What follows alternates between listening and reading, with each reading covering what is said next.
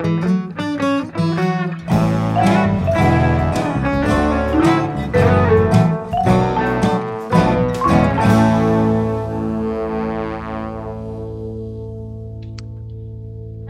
everyone. Welcome back to part 2 of our upcoming picks. We are looking at forthcoming books for May, June, July, and August.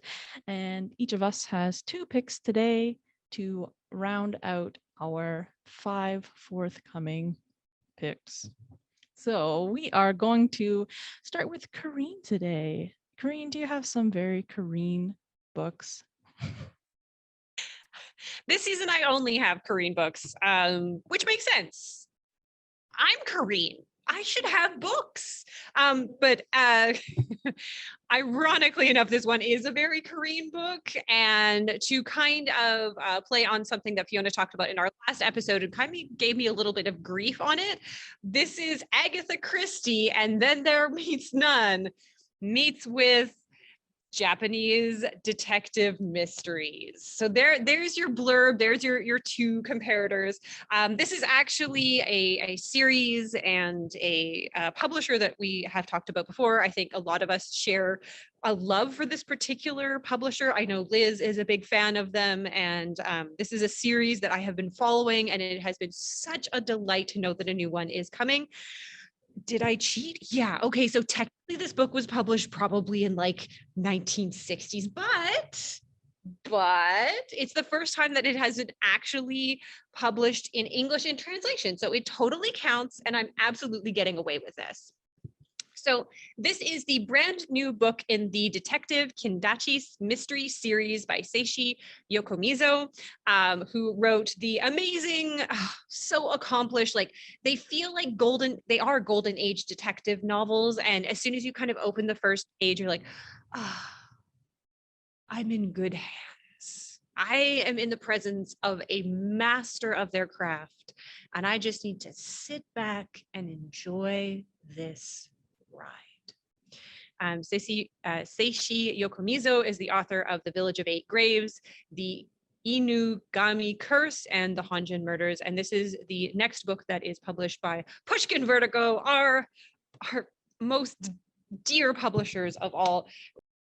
It is the newest book. It is Death on Gokumon Island. And again, this is loosely based on Agatha Christie, and Then There Was None. So our detective, Kosuko Kindachi, finds himself going to a very remote island. And we all know, or mystery fans all know, is that you should not go to remote islands that are very inaccessible with a small, close-knit families that have been there for hundreds of years, because that is a one-way ticket to Murder Town. And what do you know? He goes to this extremely remote island where tragically the son of one of the most important families on the island has been killed. So on a transport ship coming back from World War II, this son was killed. However, Kosuke, the detective, was there to witness his very last words.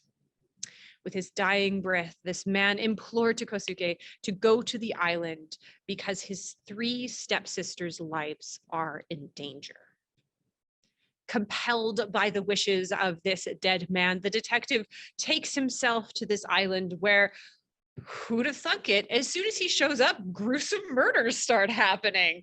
And so he has to discover the who, the what, the where, the when, the why. If you are an Agatha Christie fan, if you appreciate the work of those like true craftsmen of the mystery genre, you will absolutely delight in this series. Have I ever solved one? No. At the end, do I feel stupid because all the clues are there? Yes. But it is such a pleasurable reading experience. So I would recommend to all my fellow classic mystery fans to pick up any book in this truly great series. All right. I have my first pick here, and I honestly I do not know what it's about. So I'm going to read the description and then reflect on it. I know we try not to just straight up read the description, but like I don't understand. And it makes me feel like it might be a Virginia book because like what is going on here? This is The Sisters of Sputnik by Terri Favro, who is a Canadian author from Ontario. Okay, an odyssey wrapped in a love story set in a near future of artificial people. The Sisters Sputnik are a time-traveling trio of storytellers for hire who are much in demand throughout the multiverse of 2052 alternate worlds. Each world was created by the detonation of a nuclear bomb in Earth Standard Time. Home of the Sisters' leader, aging comic artist, creator Debbie Reynolds Biondi, her 20-something apprentice Unicorn Girl, and their pop culture loving AI, Cassandra. Tales of Earth Standard Time that was, from world wars to the space race to Hollywood celebrities, have turned the sisters into storyteller rock stars. What? I don't know what it is, but I love it and I want to read it. It sounds like a mind warp. It sounds like I want to say it sounds like a Virginia mind warp, but then the question is always, does it deliver? So this is kind of my wild card, my wild card book of like, it's either gonna be awesome, or it's gonna be like fall flat, and I'm not gonna understand what's going on in a bad way. So if you want a surprise, maybe check out The Sisters Sputnik. There's a multiverse that's not the Marvel one, so count me in. All right. I think I hurt Corinne's brain. Maybe it's not so much like the plot as like why Fiona. All right. We are going to move on to Gabriel, who has promised a rom-com this episode. I don't know if it's going to be this one. Let's see. I don't know if I promised a rom-com because I don't know if either of these would be considered that. I think it's Virginia's going to have a rom-com, but also that's an Ontarian I can get behind. That's an Ontarian I can get behind. Oh my gosh. I think I went to school with half of the kids. Unicorn. So familiar.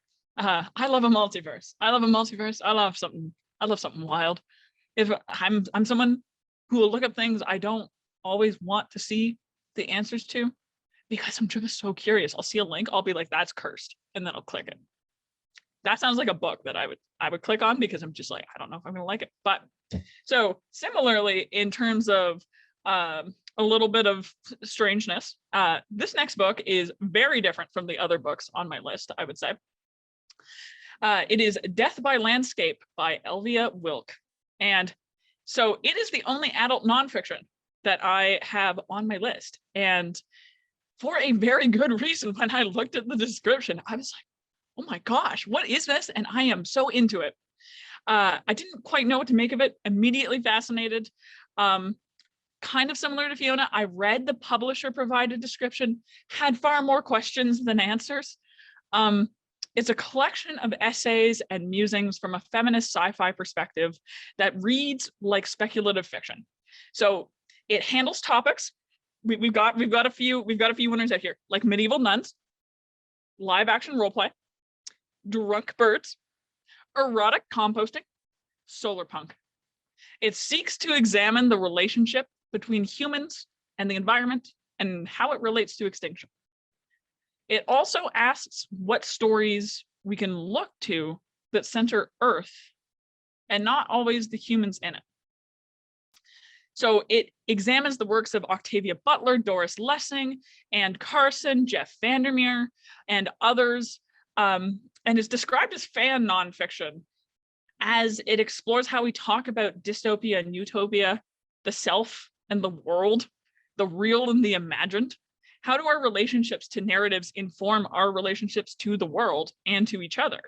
Wilk wants to break down these literary worlds to kind of interrogate the writing process and ourselves as writers and sort of people who experience the stories as well.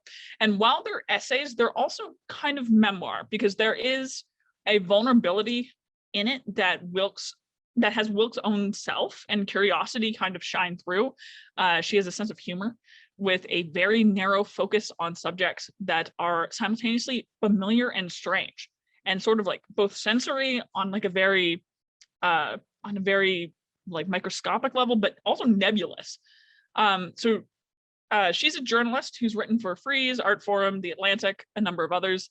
Her first novel, Oval, featured a dystopic future centered around a drug that could increase empathy. And one of the praises that I found for the book was actually from Omar El-Akkad, the author of What Strange Paradise, which was a book that was up for awards, and we recently talked about it. So I think this one actually has, I want to say it has wide-ranging appeal. For me, it reminds me of, just reading the description reminded me a lot of the sheer number of hours that I have sunk into listening to Jacob Geller's video essays on YouTube. Absolutely, perhaps one of my favorite people out there. Jacob Geller, if you ever see this, you're doing good work. And he has a thing that it sounds like she does as well, where you kind of jump from one topic to another that seem vastly different, only to intertwine them so beautifully that you can never again hope to separate them in your mind. So that was Death by Landscape by Elvia Wilk. I'm excited. I think it's going to be fun. Even if I only end up reading a couple of the essays, I think it's going to be good. Yeah, nonfiction, a bit of a surprise, but I can see that for sure. Okay. Now you're going to move to Virginia, who apparently has the rom-com, who I just didn't believe that. So therefore, I tried to put it on Gabriel, I guess. It can't fit. You can't fit that into your brain like rom-com. But I'm not going to talk about that yet. I'm going to save that for the last, because that is, yeah. Anyway, so the next book that I have is, well, it's a book we are here at a Keep It Fictional book chat. We love books here. And, and I'm assuming if you're listening to this book chat, that you're also a book lover, that you also try to spend as much time as you can to devour as many books as you can in this lifetime. And so in my next book, the characters are also book lovers. But when I say they devour books, it's not like us. They literally devour books. They eat them. And this is the Book Eaters, a new fantasy novel, and it is by Sunyi. Initially, when I first read about this book, I'm like, oh, this is a perfect book for us, for all of us book lovers. It is about a family who only eats books. When they were young, you get fed a steady diet of fairy tales. But if you're bad and if you misbehave that day, then you don't get fairy tales. You get boring dictionary pages. And I thought, you know what? That sounds kind of fun. So I was totally not prepared for this super dark book. There is nothing quirky, nothing fun about this family at all, which of course that means is a book that I love so much more. This is a family of book eaters. They are a kind of a dying breed of, like people, and they keep to themselves. They don't hang out with humans. They try to, they live in really remote places all over the world. And they only associate with sort of other families like them.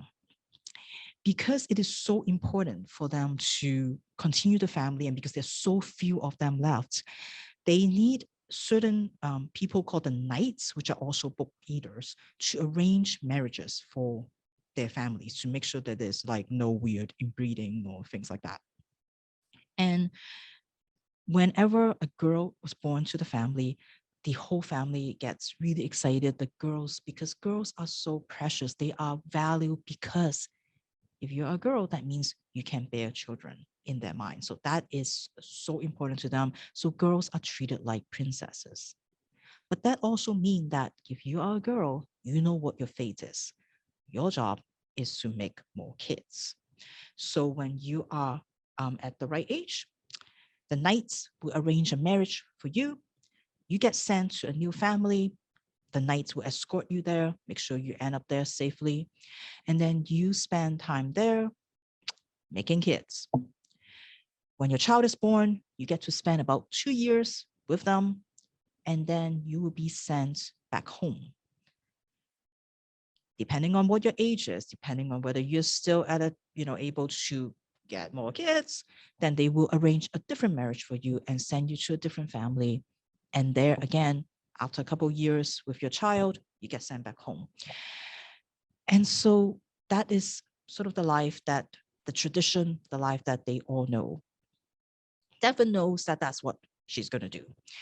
And she doesn't really think much of it. She's kind of curious, because she see these aunts, these other older women that lives in her families, and she often wonder, like, what happened to their kids? And so, like, this is something that she's curious about, but, she knows that this is what her life will be until she gives birth to her first child and she see her daughter for the first time. And the moment she lay eyes on her, she knows there is no way she's going to leave her daughter. There is no way she's going to let anyone separate her from the daughter. And so she will fight and she'll do anything to try to stay with her. Now, this is sort of the story that happens to Devon in the past. So the story of the book eaters, what they do, and about Devon and her first daughter, all that story happens sort of in the past, and we get those chapters as the book moves along. But we first met Devon in the present. At present, Devon is living with her son, Kay, and they are living in an apartment somewhere in the city, so with people. And you're sort of wondering, like, okay, well, what happened? How did she get there? And when I said dark, the first scene, the first time you meet Devon, she was at a bar. She was trying to meet somebody. And she was there and she met a woman. They got to talking and they decided to go back to her house. The minute she opens the door, the woman was about to go in and she noticed that there was a child sitting with a Game Boy. And the woman was kind of taken back. She didn't realize that Devon has a son. So she's like, maybe this is not the best idea. It seems a little weird, like I'm here for a one night stand and there's a kid here. And Devon was like, oh, you know what? It's okay. Don't worry about it. Kay's going to go to sleep soon. That's fine. Please come on in, make yourself at home. I'm just going to go change. Then Devon walks to her room and she closed the door. And the next thing we hear is screaming. Devon listens to this. She's in her room and she knows that her child, Kay, is feeding. Because in the book eater family, most of the time, when you're born, you are a book eater, you eat books. But occasionally, there will be mind eaters. So you can figure out book eaters eat books, mind eaters eat minds. They don't die. You don't kill them, but they can't function anymore as a human. And when you eat somebody's mind, then all their experiences, all their memories, and all their life become yours. And so even though Kay is a 6-year-old boy, he has the experience of so many different people. And so this is a story where you have to figure out sort of what happens to Devon and her first daughter. And then what happened to Devon now? How did she get here? And what does she have to do in order to provide for her child? And now Fiona knows why this is a book for Virginia, because this is a cannibal adjacent book, I'm going to say. It feels a little bit like that. It is a very, very dark book. So going back to my theme. And I think what the story really ultimately is about is how stories shape our lives, how words make us believe, how we should treat people, and what life should be like for you, and how you believe that there are certain options, and these are the options that you have, and they are the only choices that you can do for your life, and how the power of those words and what that bring to us, and what we have been fed as a child, as we, and how important it is to feed people with the right words, because if not, then your life is going to be shaped in a very, very different way. And it's really talking about sort of that power of stories for good and bad. It is if you're willing to stomach something quite dark, this is quite an amazing book. It is a really, really interesting debut that touches on a lot of things. I really love sort of that alternating past, present kind of timeline story in here. And I feel like, you will get to be horrified, definitely horrified at a lot of very, very, like very explicit scenes about what happened. But at the same time, it is a really, really, really interesting fantasy. So I would still highly recommend it. This is Book Eaters by Sunyi Dean. You've done it again. You found a cannibal story where I didn't think there was one. Well done. I will not be reading that book. I know, I remember seeing that book on your list, I think, and then you took it off, and I'm like, oh, you know what? Maybe Fiona found out what this is really about, so I'm gonna snatch it up. I think it was a placeholder, but I am glad to know what it's actually about because I will not read that book, and I had been thinking about it. So thank you. Okay, we are going to move on to our final book now. So that is 5 for each of us, 20 books in total. Hopefully your TBR is really starting to fill up. Now let's move on to our second picks. Kareen, what's your next pick? All right. So I'm going to preface this by saying that this is very much a me book, and you'll see why very soon. But it is also a book that I have to admit that the concept of it and the description of the plot make it sound really quite awful, and to the point where I'm not sure that I want to read it.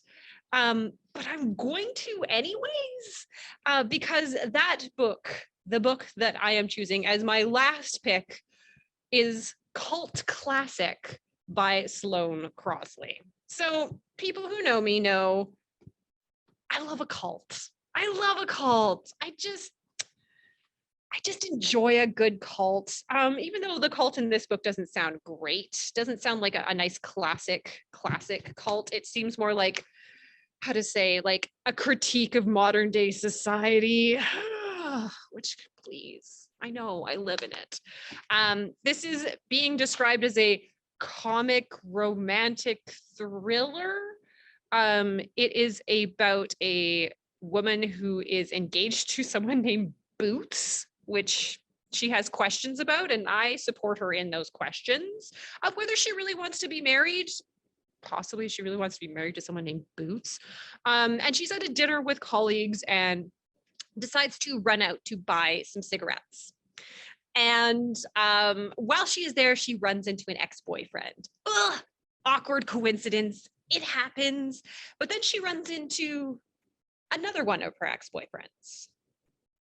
And then another one of her ex-boyfriends. And then another one of her ex-boyfriends. And another one of her ex-boyfriends, until it seems to be a little bit more than a coincidence. The description that I have from the publisher is that it is a city full of ghosts of the past. Her best friend and former boss, who is a magazine mystic guru, seem to be kind of manipulating the world events to test our main character. I don't know. I read so many descriptions of it. Some people said it's like a metaphysical mystery. If you enjoyed Russian Doll, which I didn't, you might enjoy this book. The reason why I really am picking this up is because A, it has the word cult in the title, and B, because I really enjoy Sloan Crosley's nonfiction. So Sloan Crosley wrote I Was Told There Would Be Cake, which I really, really loved and would actually recommend. I know this is going to shock you, Fiona, picking up the audiobook. The audiobook was good. I know. And I listened to all of it, the whole audiobook. So for these reasons, it's on the top of my to be read pile. Whether I will actually read it and whether I will actually enjoy it are probably two very different things, but sometimes I feel like you got to take a chance. And so I am taking my chance on Cult Classic by Sloan Crosley. I don't know why you're saying it sounds amazing. I don't know what you're talking about, Kareen. I don't understand. Are you joking? Yeah. It sounds terrible. When I read the description, I'm like, yeah, no, I need to read this right now. I don't know what you're talking about. Sounds great. I tried to find another review that was a little bit more descriptive of the plot No, so that that I was one is going to be awesome. interested in it. Are you joking? I can't. Again, Hey, you read it. You tell me how I it is. will. I will read it. I was going to read it for the cult episode, but you now talk about it. So anyway, All right. Thank you for that not so Korean book. I feel compelled to read it as well, so we'll see. What have I done? And again, the cover is what's me. The insides of the book are absolutely not me. So apparently, it's for everyone else. There you go. I'm a reader of the people. It's the vagueness for me. The less you say, the more I want to read it. Not you personally, but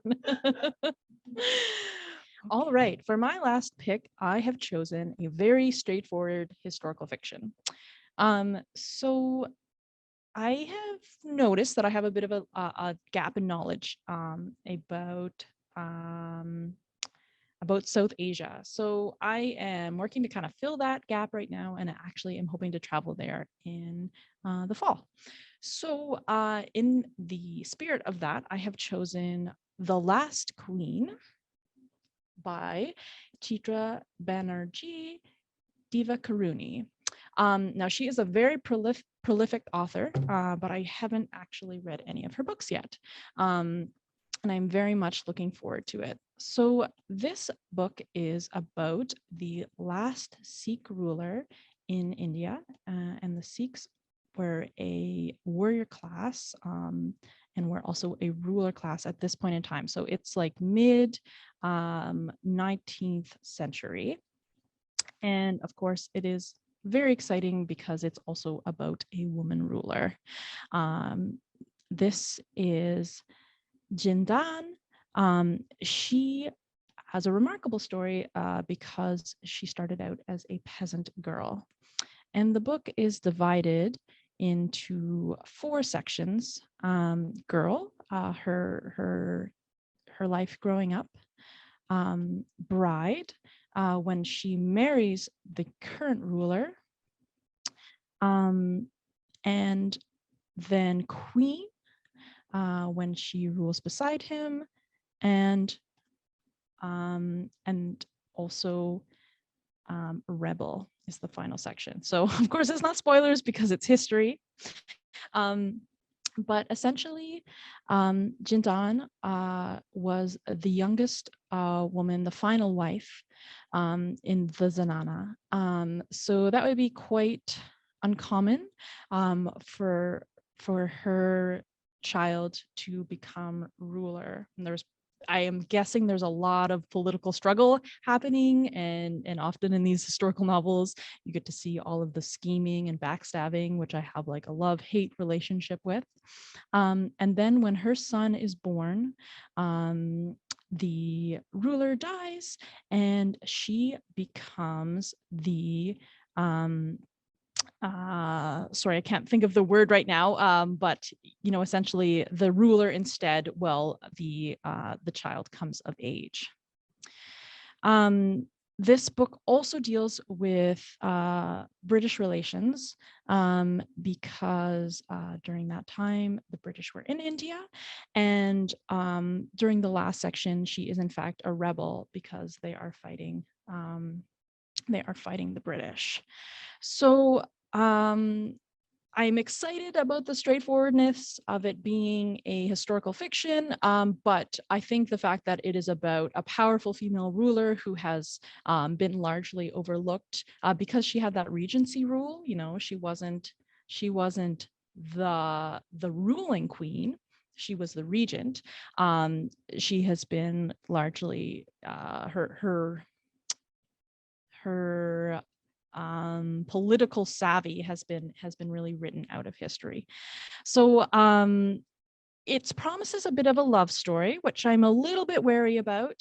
Like I say, it's part of that sort of love-hate of sometimes how things are written in historical fiction, where you think, oh, I'm so into this, but like, are they just running away with this concept?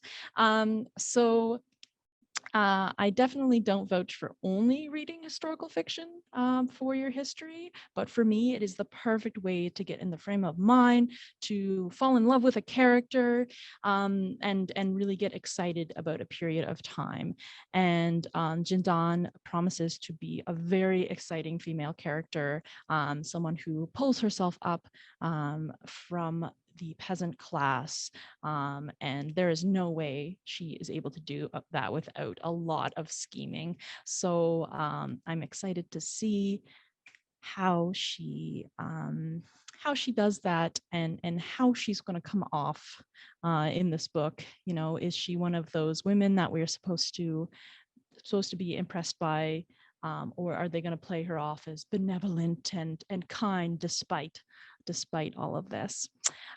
So that is The Last Queen, and by Chitra, Banerjee, Divakaruni. And I know that if none of my book friends here read it, at the very least, I can probably rely on Corinne Brown, who works at the Cirque desk, because she reads all the Indian historical fiction. So I will definitely have someone to talk to about it in her. Okay, Gabriel, what is your final pick? What are you going to round things off with? All right. I think just based on the reviews that I was able to find for various books, I potentially saved the best for last, unless you're a nonfiction person, in which case Elvia Wilkes actually might be the best. But Sonora Reyes' debut novel is called The Lesbiana's Guide to Catholic School. So this is another queer young adult romance, although I think this one is less strictly romance than Cafe con Leche was. This story is, I would say it's more coming of age than it is romance, exploring the intersections of otherness that the main character, Yamilet Flores, is, how she experiences this at her school. So Slayton Catholic School is rich and white. On top of being neither of those things, Yami is the new girl. At her last school, she was actually outed by her best friend. And she's kind of hoping that she can stay in the closet this time. Yami's terrified of the consequences if her mom finds out. But she accidentally falls for Bo, who is the only openly queer girl at the school. Not only is the sapphic romance between Yami and Bo very cute from the little excerpts I saw, there is also an incredibly sweet brother-sister relationship between Yami and Cesar. Cesar is also queer, and the two have a strong bond that includes conversations about what would happen if they were ever outed to their mother. And these conversations kind of take into account the different relationships that each of them have with their mother, as well as their own viewpoints on what it is. And one thing that I really liked about the book when I was looking at it is that it makes it clear that coming out isn't the epitome of a queer coming of age story, and that people aren't living a lie to protect themselves if they decide not to come out. And so it handles like a lot of really difficult topics, I think, in a way that I've seen before, but not nearly as much as I wish that I was able to. And so it does tackle things like racism and homophobia. It also tackles self-harm and depression and deportation and a few other things that are particular to Yami's story as someone coming of age in this world. And when I say that Reyes' book isn't completely about romance, it's because it's really about Yami, the character. She's very driven. She's very well-rounded. You can really hear from the sounds of it, and like from the excerpts that I saw, you can really hear her voice in anything, and it's really about her growth. It sounds amazing. And anyone who went to a rich white Catholic school as a queer kid definitely has some leftover religious trauma. And so I think that you can identify with enough elements, even if you don't have that background, to find something really both fulfilling and challenging in this one. So I would recommend it to anyone who is open to reading something that deals with the darker side of being a teen in a world that's hostile to them, but still comes out strong and victorious, and maybe in ways that we haven't traditionally counted as being the winning in our world, because I think winning looks different for this type of character than it would for someone in maybe other queer coming of age stories that I have seen before. So I'm really looking forward to that one. I think it's going to be really good. Thank you, Gabriel. Yeah, that definitely checks a lot of boxes. I think I will put that one down as well. All right, Virginia, we are finishing off book number 20, and it sounds like it's going to be a little bit of a surprise. It sure is. Surprise to me also. This is actually a last minute switch. Like I found about this book last night when I was ordering books for the library, and I'm like, you know what? I need to read this. I need to tell people about it. Yeah. So, and let's just say, originally I felt like, okay, well, this is a story that happens in the Pacific Northwest. So, like we're just going to represent the Pacific Northwest. Let's just start with that for now. This is a book called Patricia Wants to Cuddle, and it's by Samantha Allen. It is not a kid's book. Definitely not a kid's book. This is a story about a reality show called The Catch. It's kind of like a Bachelor-esque kind of story. And so there are 4 remaining contestants now when the book begins, and they are fighting to be the last girl standing. And these 4 contestants, for the final thing, they're being whisked away to a mysterious island in the Pacific Northwest. And they are all prepared for this grueling week where they're going to, the crew is going to try to capture the drama that everybody wants, from a show like this, like The Catch. And the contestants, they all are here for a reason. Some of them, yes, for love, but most of them for fame, for sponsorship, for followers. But they didn't realize that they are not alone on this island. And no, don't worry, there's no cannibals here, Fiona, don't worry. They're not alone though. Someone is watching this very strange display of heterosexuality here.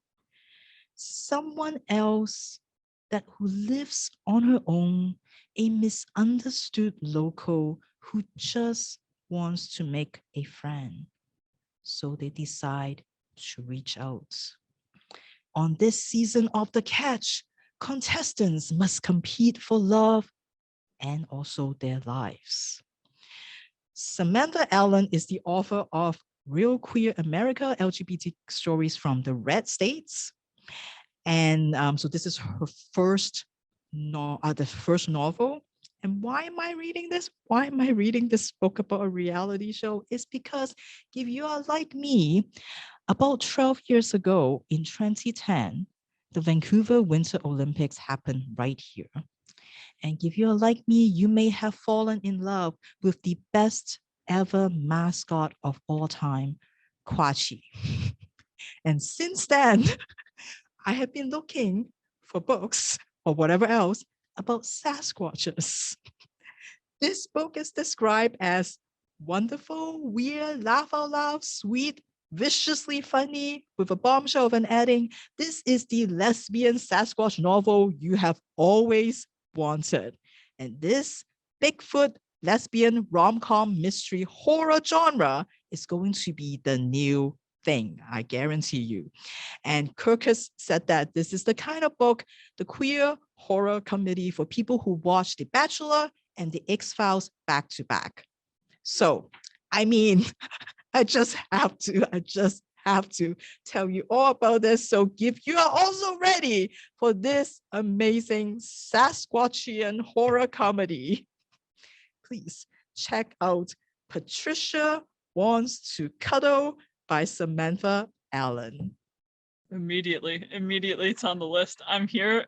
That sounds so amazing, and I didn't realize that I could have that as an option as a book. I didn't know either. we have a tradition on Keep It Fictional that every year there is a book that Virginia and Kareen agree on and both love, and then bonus points when the rest of the book friends also really enjoy it. So I'm going to put in a really early guess that Patricia Wants Cuddles is going to be that book for us, because why else would it exist? I just Googled it because I needed to know. There is a Bigfoot romance erotica subgenre out there, but this is different. This hits different. I think it's the reality. I think it's the like sapphic reality show. Already, I was expecting secret cannibalism. I was expecting them to get picked off by something. I didn't realize it was going to be like picked up for cuddling as opposed to picked up for like eating. But I think this is better. I think this is better. Yeah. Well, and like Virginia makes it sound so ominous, and it's like, is that just Virginia or is that part of the book? Listen, no, that's part of the romance. you gotta feel like you're being stalked a little bit. Well, they do say it's a horror comedy, so there's going to be horror. I don't know where it is going to go, but it's also supposed to be very sweet. So who knows? Wow. Who knows? Thank you so much for bringing that to us. What a great book to end on. Okay, now you have a bigger TBR, hopefully, and something to look forward to. Make sure that you get into our catalog now and put those holds on. Yeah, maybe you can read it before the book, friends. I don't know, we're all pretty quick with our holds. Thank you so much for joining us for part 2 of our forthcoming summer reads. We'll be back next week with another exciting topic, no doubt. Bye.